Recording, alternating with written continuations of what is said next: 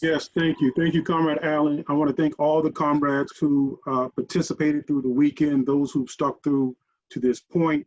I too agree that I think open discussion amongst socialists amongst anti-capitalists is very important.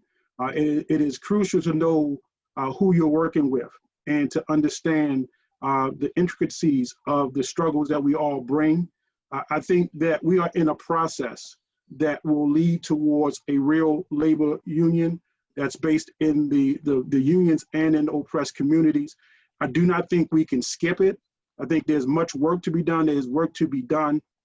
There are no assumptions that we should bring into this process that we think are untouchable. I think we really have to use history as a guide. Before I go further, I want to just state that I received a letter from a comrade who is locked down. He's a prisoner of consciousness who heard about this conference, and he's close to us in Ujima.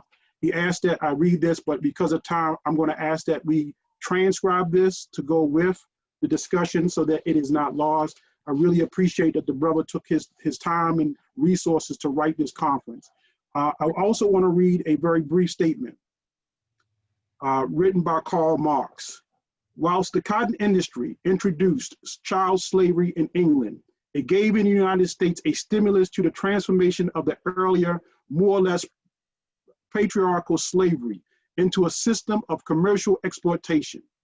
In fact, the veiled slavery of the wage earner in Europe and in America needed for its pedestal slavery, pure and simple, in the New World. We will not fix the contradictions of slavery by building socialism over the pedestal of slavery, genocide, and colonialism. Not only will you not do it, we won't allow you to do it. You will not be able to use the oppressed nations and have partnership with conscious African workers in a process that delegitimizes what history has done to us to take our humanity. It is not a question that we're asking anybody to help us. We will be free and self-determined on our own terms. We know that there must be unity of all workers against imperialism and against capitalism, but it won't come off our back. It won't come off of our blood and sweat. Ask those who've been able to benefit from being a wage worker under slavery, under colonialism. Ask them to make the contradictions, to make the sacrifices first. We've done enough sacrifices. We're going to have honest conversations, regardless of our national origin, our gender, our sexual orientation. All of us come into this discussion understanding that imperialism is the enemy, that the capitalist ruling class is the enemy. But it has also created divisions that need to be worked out. We got lots of work to do, comrades. There's not going to be a Labor Party that exists with African people who are tied to African suffering, who are going to give up the right of self-determination. We have seen forces who now are from the Black community who join organizations like the DSA. And I'm not debating the DSA's politics. I'm talking about the type of Black people that join the DSA. Ain't the people that you find in the hood. These ain't the same people you find doing the day-to-day work and struggle that makes it possible that mothers can feed their children, that people can get educated, that people get health care one way or another, that people find housing. These ain't those people. They can join whatever organizations and do whatever they want. But if you want to bring African people conscious of their working class and national interests, you're going to have a discussion about our right to be self-determined and self-organized. We come to this process honestly saying that we're anti-imperialists, that we're anti-capitalists, we're anti-colonialists, anti-racist, anti-sexist. We are pro-liberation. We believe in radical unions. But we're not going to compromise Black power. Black power is not on the table for discussion.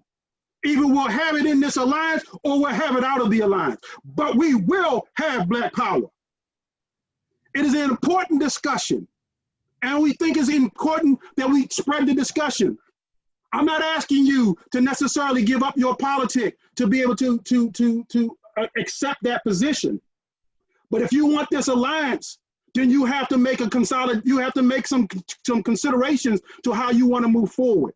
It's not an easy process. I don't expect this one discussion to persuade anybody that that's the right thing to do. But I'm telling you, it's going to come up, and we're going to continue to have it. And when we get tired of having the damn conversation, you're going to talk to yourself. You're not going to have black and brown people to have a discussion where we're going to be dictated to. We've told you what the condition is for the relationship. We fought this long without your support, and we'll continue to fight this long without your support. That's important. I want to also say the struggle to get on the ballot is not the most important question that we have. The most important question that all of us should be worried about is how do we build working class power? If the electoral process could have done it, it would have done it a long time ago. If anybody on this discussion believes that electoral politics is going to free us from imperialism and capitalism, I believe you're in the wrong discussion. It is a tactic that we will use as long as it's necessary. But this is a community coming out of the African community. When we didn't have the right to vote, we still fought. When we couldn't join your racist ass Democrat or Republican parties, we still fought. We built our own independent organizations. We took up our own self-defense. We took up our own institutions of mutual aid to feed ourselves and to bury our children and our parents in the goddamn ground that you stole us to. It's not acceptable that we be asked to make another sacrifice as a nation of people. Yes, class unity is important, but not off our backs, not off the backs of our children. It is serious because when we have these struggles today around police brutality, it is not a general workers question. It is a question of how the African community is being treated. It's a question of how the indigenous community is being treated. We die and disappear. We don't even end up on damn milk cartons. We just supposed to be dead because that's how America builds itself, off the bones and blood of African and indigenous people. You want to tell me about a worker struggle? Fuck a worker struggle. African people had full employment under slavery. Full employment don't solve our contradiction. Freedom and self-determination does. Maybe it will go your way. Maybe we will be your ally. Maybe we won't, but it's our decision. It is our choice. We helped build this conference because we made the conscious choice to ally and look for people of like minds who know that we got to be together to free it, to free ourselves. But if that is not good enough for you, then it won't be good enough. We ask you, we tell you that we're building a party in this state of Maryland. The truth is it's open to anybody. Some people can't even imagine the fact that a Black Workers' Party could lead white people. You just make the assumption that a Black party is exclusively Black. That is the racism that you have to deal with.